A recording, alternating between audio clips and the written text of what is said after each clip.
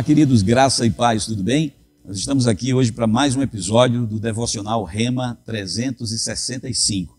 Estaremos falando sobre o livro do profeta Ageu, um livro muito importante. Estaremos tratando sobre o capítulo 1 e capítulo 2 do profeta Ageu. A palavra do Senhor veio a Ageu, 520 anos antes de Cristo, e essa palavra foi dirigida ao governador de Judá, que era Zorobabel, assim também como a Josué, que era o sumo sacerdote. E Deus estava falando, dizendo que o povo tinha um ditado, e o povo dizia que não era tempo ainda de se reconstruir a casa do Senhor ou o templo.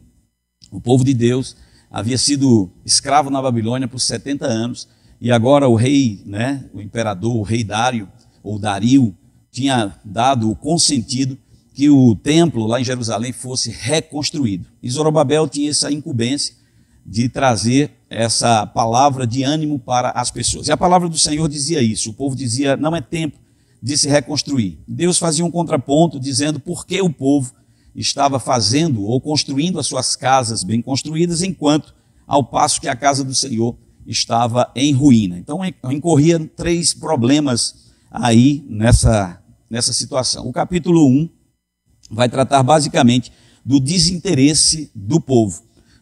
O povo começou até a colocar os fundamentos do templo, mas um mês aproximadamente depois, por causa das perseguições, por causa das adversidades, a obra foi cessada e parada.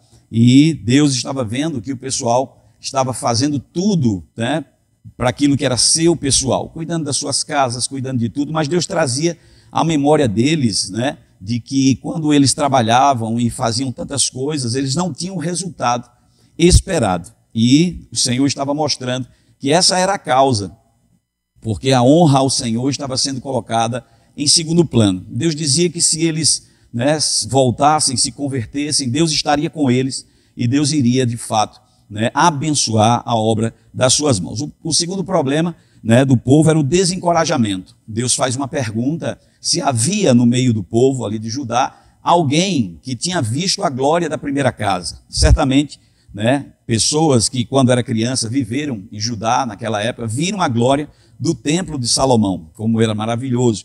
E isso, diante das ruínas que Jerusalém se encontrava, trazia um desencorajamento àquelas pessoas, pois elas achavam que jamais aquele templo poderia voltar a ter a mesma glória que teve no passado.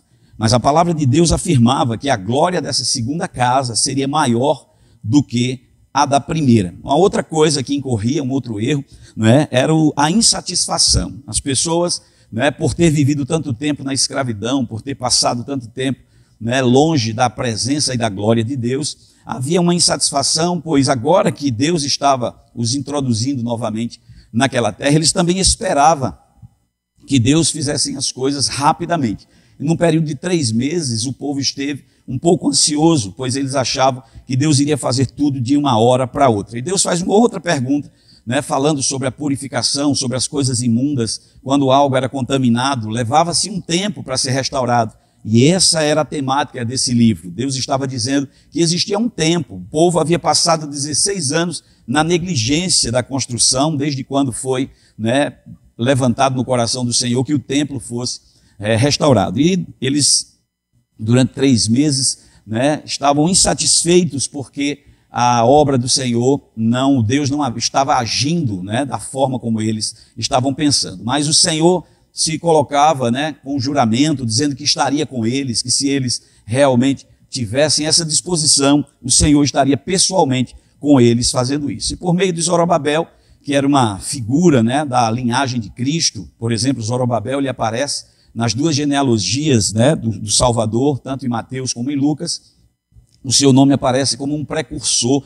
Deus diz que ele seria o anel de selar, ele seria o elo entre Deus e a sua glória aqui nessa terra. Então, esse livro, em suma, ele traz para nós aquilo que Jesus também nos ensinou, que nós devemos buscar, em primeiro lugar, a honra do reino de Deus e a sua justiça. E aquilo que é nosso ficará em segundo plano, digamos assim, porque Deus é merecedor de toda a honra. Mas o Senhor promete que nada vai nos faltar. E quando nós agimos com honra para com o Senhor, quando nós agimos com o coração para com aquilo que Deus é merecedor, pois Ele é merecedor de toda a honra e de toda a glória, certamente nós iremos colher aquilo que nós estamos plantando.